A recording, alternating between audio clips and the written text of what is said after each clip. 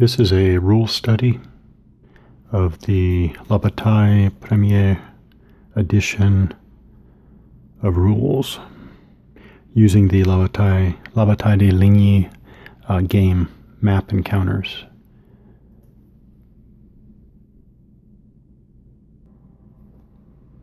Okay, the overall sequence of play for the LBP edition of rules. We have the liberators of the oppressed, or French, and we have enemies of the revolution, or anti-French. First, we have a command phase on the hour only, and that's on both sides. Now, this in the rules, from the rules command sequence, there is a mutual sequence to commence the turn where both sides check their individual movement duration allocation and identify reinforcements. So this individual movement duration allocation might be the time limit that I've heard about. So this will be interesting.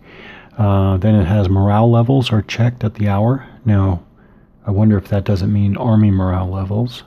So that'll be interesting to see, or at what level morale levels are checked. Then when all of these actions have concluded, then move to the Imperial or French sequence of play, followed by the Coalition sequence of play. All right, what else about command? For every battle, this sequence of play is followed each turn after each side completes their portion in order. The time record is advanced, so we're looking at 20-minute turns here. Again, with a command phase on the hour. And the players again start the command sequence.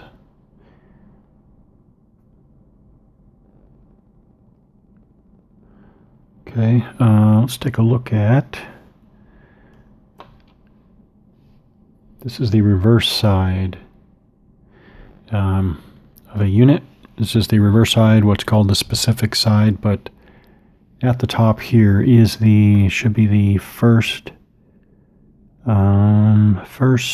Battalion, 82nd Regiment,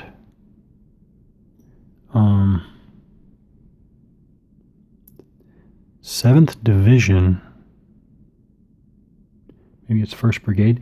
This information is the organizational information related to the unit and the command to which it belongs. So the front, the pretty color side, it is a battalion. 1st Battalion,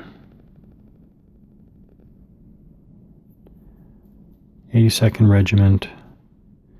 It's 1st Demi Battalion. Let me see. Let's see.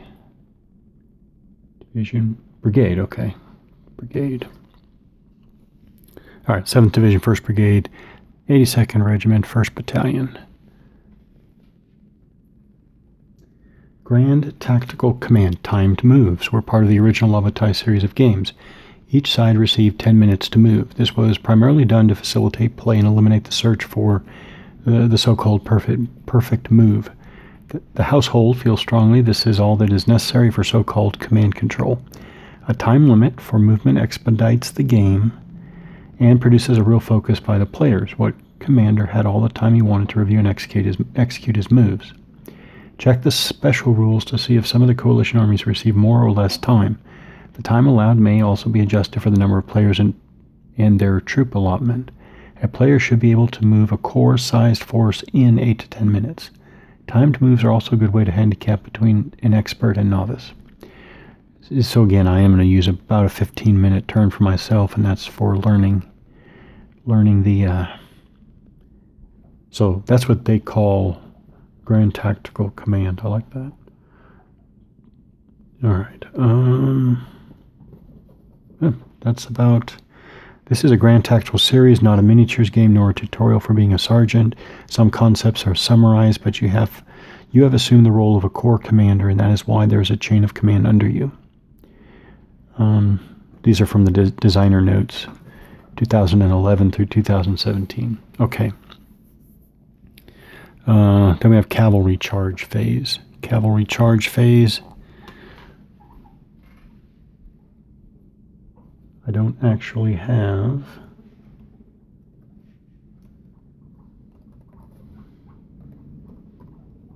I don't have any, no, I don't have any cavalry out. Let's see if we can fix that. Okay, cavalry. There are two types of cavalry, light and heavy. Heavy cavalry has a movement rate of 12 or less. Here's an example right here. This is movement potential, or movement allowance right here, 10. This is 16, 14, and 13. So in game terms, these are all light cavalry. This is heavy cavalry. Light cavalry has a movement rate of 13 or more. Cavalry never breaks down into smaller formations. There are some individual combat formations which are squadrons, but they do not assemble into regiments, and a regiment does not break down into its squadron equivalents. So I turned all the same cavalry units over to their specific sides, back sides.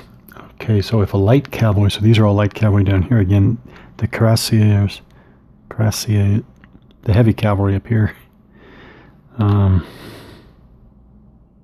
Yeah, it even has a armored symbol down there on the lower right, kind of that breastplate armor to signify armored cavalry. But we're talking about light cavalry. If a light cavalry has a fire value is always the first one listed. So the lancers here have no fire value.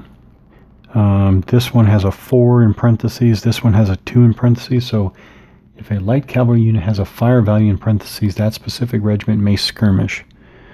More information. Special ability skirmish capable, which is also the cross swords here, by the way. That's a skirmish capable special ability. Let's see. Some light cavalry has a second number and a plus sign next to their melee value of the specific side of the counter. This is a lance bonus. That's that. So this is the morale. Melee, I mean. Melee value 24, 24, 18.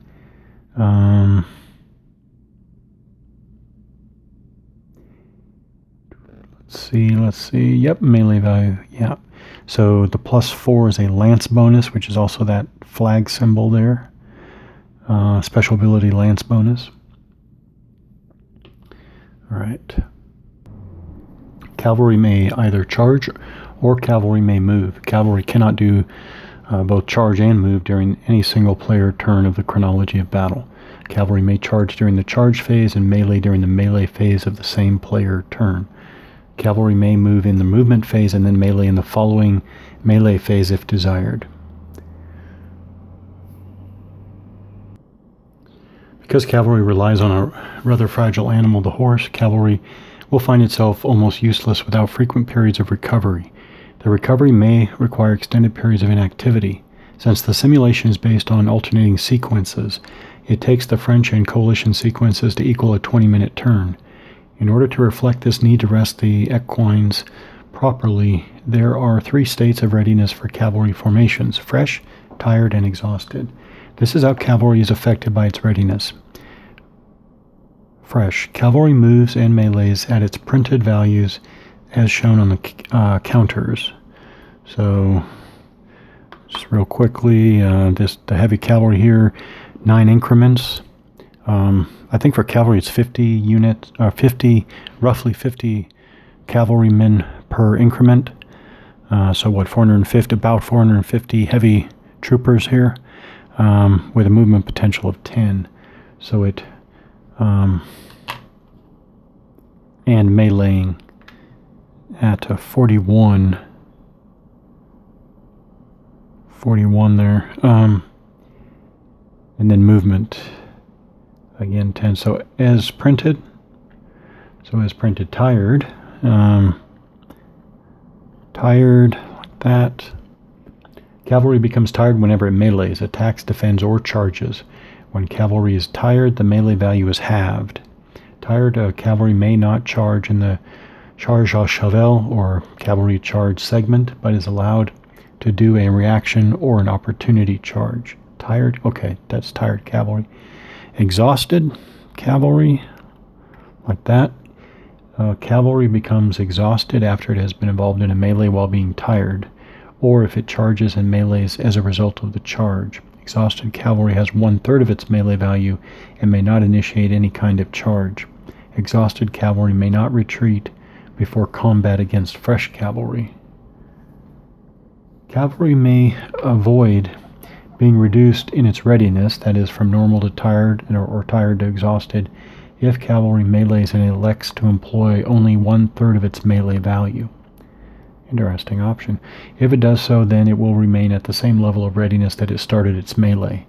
Since combat effects are cumulative, if tired cavalry use this option, it will be at 1/3 of the current 1/3 strength. For exhausted cavalry, this would mean 1/3 of its melee value.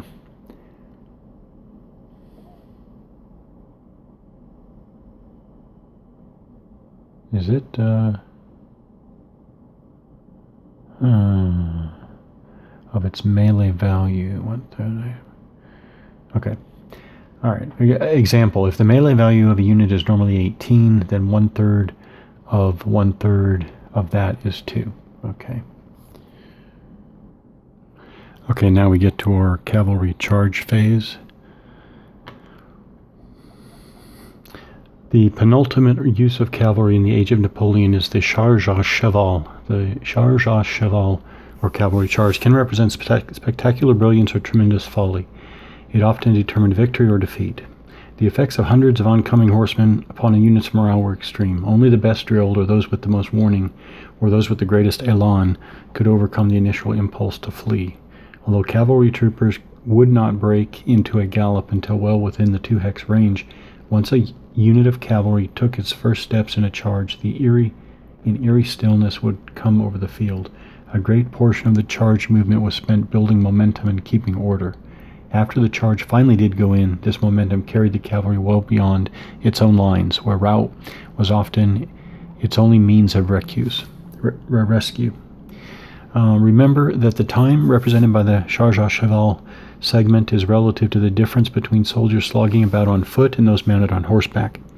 Keep this in mind while reading the following rules.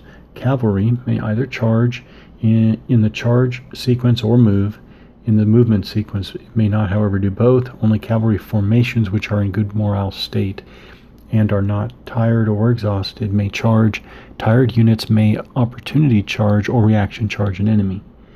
All cavalry formations which charge increase their printed movement value by 5. Okay, so the heavy cavalry charging would go from 10 to 15. The light cavalry lancers here would go from 13 to 18.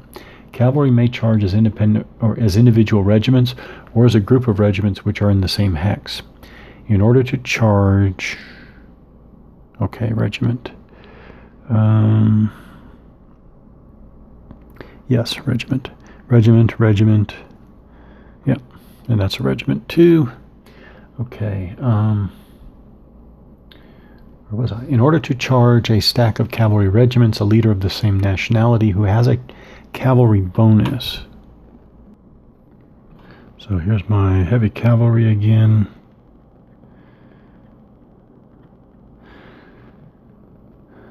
In order to charge a stack of cavalry regiments, a leader of the same nationality who has a cavalry bonus. So here's a leader. We know it's a leader from the front because it has 0 increment strength. On the back it has its leader values and the lower left number, in this case a 3, is the cavalry, what do they call it? They call it a cavalry melee modifier. So who has a cavalry bonus? Must be in the same hex and stack. When the cavalry charge phase begins, charge à cheval. All cavalry regiments which begin in a single hex and charge as a stack must remain together throughout the charge segment unless separated by lack of movement points. Cavalry may change their formation at the beginning of the charge, but that formation change costs twice the normal cost for formation change. It now costs 6 movement points. At no other point during the charge is the unit permitted to change its formation. This change may only occur in the first hex of the unit's charge movement. So we get to the charge process. Here is the process for the charge à cheval cavalry charge phase in the chronology of battle or sequence of play. At the beginning of the charge à cheval Designate each cavalry unit or stack of units that will charge. Oh, that must be what these are for right here. So we have charge markers. So designate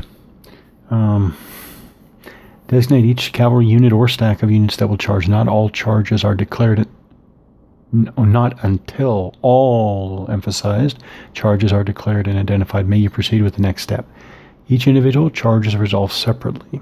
Select a cavalry unit or stack and advance the charging unit 1 hex at a time, paying attention to facing, formation, and terrain costs. The first hex entered must be the one directly to the front center of the charging formation. A formation change is only permitted in the second hex. In the event of a line formation, the first hex may be either of the 2 front hexes. Okay. Charging cavalry must expend 1 movement increment to change its facing. 1 movement increment per hex side changed, so to 360 would cost 6 movement increments. When charging cavalry comes within 4 hexes or an adjusted range, that is at night, infantry may elect to change formation to carré or square. There must be a line of sight to the cavalry for the infantry front hex sides to attempt to form carré square. See the appropriate carré table. Oh. Okay, so whenever a charging cavalry formation is 2 hexes from any enemy formation for which the cavalry has a line of sight, the charging formation must declare if that enemy formation is the target of the charge. The target must be in a straight line for these 2 movement points. If the enemy formation is not the target of the cavalry charge, the charging unit may continue its movement. However, it may not at any time during that player turn attack the specific unit it passed, not the target. Charging cavalry must move in a straight line for the last 3 hexes of its charge and directly face the infantry it wishes to charge. If the straight line has not maintained for the last 3 hexes, it may melee the enemy formation, but without any charge benefits to melee or morale or detriments to the declared infantry target. So I see this as a long step-by-step process. I should get some practice doing this. But we are in the, well, that's where we're going to leave it for the cavalry charge phase, or charge à cheval.